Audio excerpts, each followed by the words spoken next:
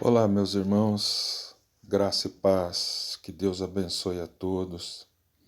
Espero que possamos ter um pouco de paz em tanto tempo de aflição pelo qual estamos passando.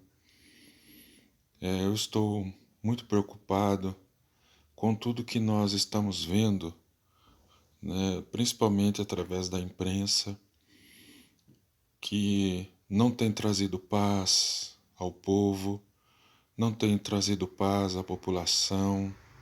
E muito mais alguns pastores, alguns que se dizem pastores, apóstolos, missionários, bispos, estão publicando tantas coisas nas redes sociais que nos deixam tão preocupados, como falsas profecias, que parecem que esse tempo de pandemia, ele só serve para o ímpio, não serve para nós. Quando na realidade nós temos que encarar tudo isso como algo de Deus falando com o seu povo, né? Porque ao ímpio já está reservado o que é dele, mas ao povo de Deus, Deus sempre falou, Deus sempre enviou os seus profetas, mas hoje não existem mais profetas. A palavra de Deus está revelada e ela é muito clara. E é baseado nessa palavra que eu quero ler um texto que está em Provérbios capítulo 3. E ele diz o seguinte: Filho meu, não te esqueças dos meus ensinos, e o teu coração guarde os meus mandamentos, porque eles aumentarão os teus dias. São os ensinos, são os mandamentos do Senhor que nos trarão paz e te acrescentarão anos de vida e paz. Não te desamparem a benignidade e a fidelidade, ata-as ao pescoço, escreve-as na tábua do teu coração, e acharás graça e boa compreensão diante de Deus e diante dos homens. Confia no Senhor de todo o teu coração, e não te estribes no teu próprio entendimento. Versículo 7: Não sejas sábio aos teus próprios olhos, teme o Senhor e aparta-te do mal. E olha o que diz o versículo 8: Será isto saúde para o teu corpo e refrigério para os teus ossos. Honra o Senhor com os teus bens e com as primícias de toda a tua renda, e se encherão fartamente os teus celeiros, e transbordarão de vinho os teus lagares. Filho meu, não rejeites a disciplina do Senhor, nem te enfades da sua repreensão. Eu quero parar por aqui e dizer uma coisa para o povo de Deus que nos ouve. Nós estamos sofrendo uma disciplina do Senhor. Estamos sofrendo. E pelo que eu tenho visto, da forma com que muitos crentes têm reagido, ela vai demorar a passar. Ela vai demorar a passar. Irmãos, é época de voltarmos para a palavra. Leia Provérbios 3, capítulo 3. E veja o que Deus quer de nós. O que Deus quer de nós? Não é hora de dar profetadas. Não é hora de dizer que não é conosco, porque é conosco, sim. Deus está falando com o seu povo, como Deus sempre falou pela sua palavra com o seu povo. Está na hora de nós acordarmos, de sairmos dessa inércia, dessa mesmice que muitas vezes vivemos. Dizemos que somos crentes, mas nós não vivemos como crentes. Há muitos que não vivem. Há muitos pregadores que não vivem aquilo que pregam. Há muitos presbíteros que se elegem somente para distribuir ceia, mas no dia a dia não fazem jus àquilo que Deus chamou. Há muitos diáconos que querem aparecer mais do que deveriam, Precisamos ser diáconos fora da igreja. Há muita disputa dentro dos templos. Há muitas religiões falando em nome de Deus, coisas que não deveriam falar. Deus não enviou. Há muitos que se dizem profetas, falando em nome de Deus, e vão pagar caro por isso, porque Deus não os enviou. Irmãos, é muito sério. É muito sério, não dá para a gente passar essa fase dizendo que não é conosco. Não dá. Até que ponto nós temos sido exemplo? Até que ponto nós temos dado bom testemunho?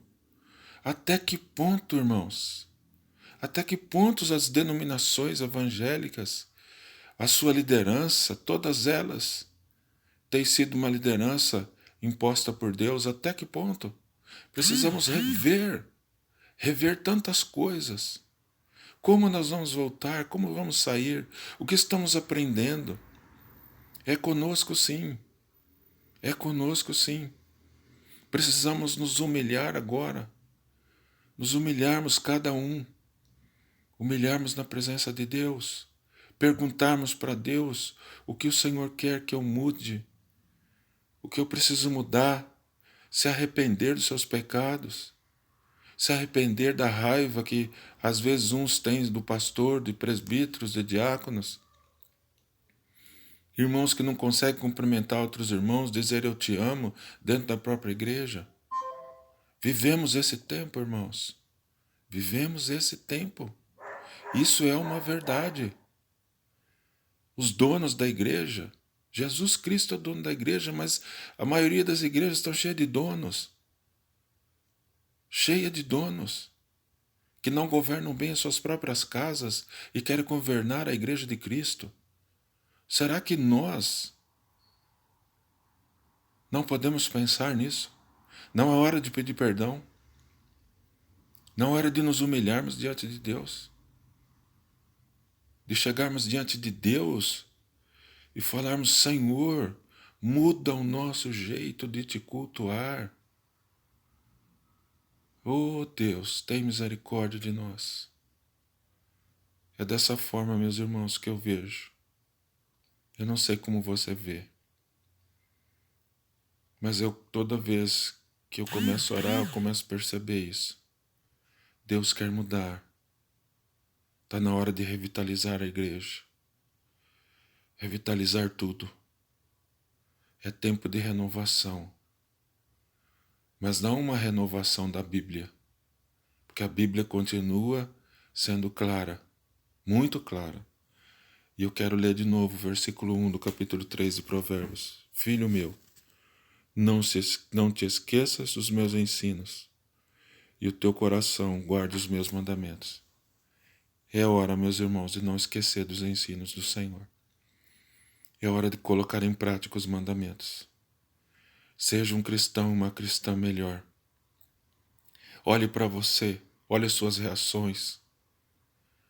Olhe isso. Não é hora de celebrarmos nada. É hora de olharmos para nós e pedir perdão pelo tipo de igreja que temos sido.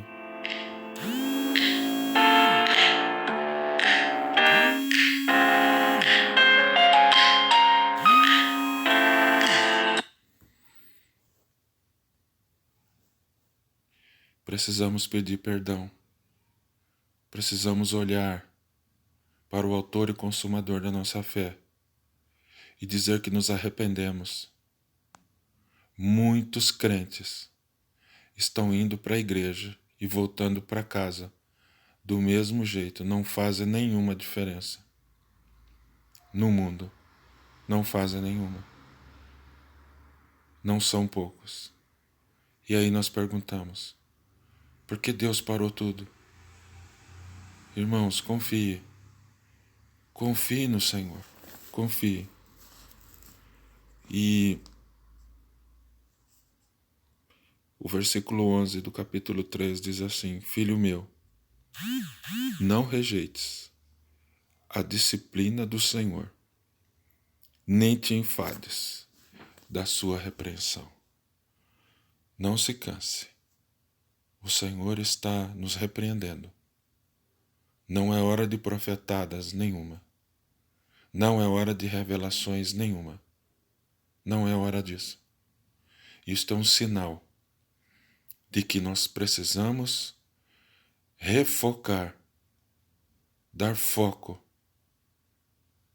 mudar de rumo, mudar o jeito de ser igreja, pararmos de sermos apenas frequentadores de igreja. Frequentadores. Não é possível mais. Deus está falando, Jesus vai voltar. E quando Ele voltar, nós precisamos estar preparados. Precisamos estar preparados. Vivemos um tempo de grande apostasia. Um tempo de ódio. Um tempo onde muitos não creem mais em Deus. Precisamos olhar. Olhar para Jesus. E ver o quanto nós precisamos dele.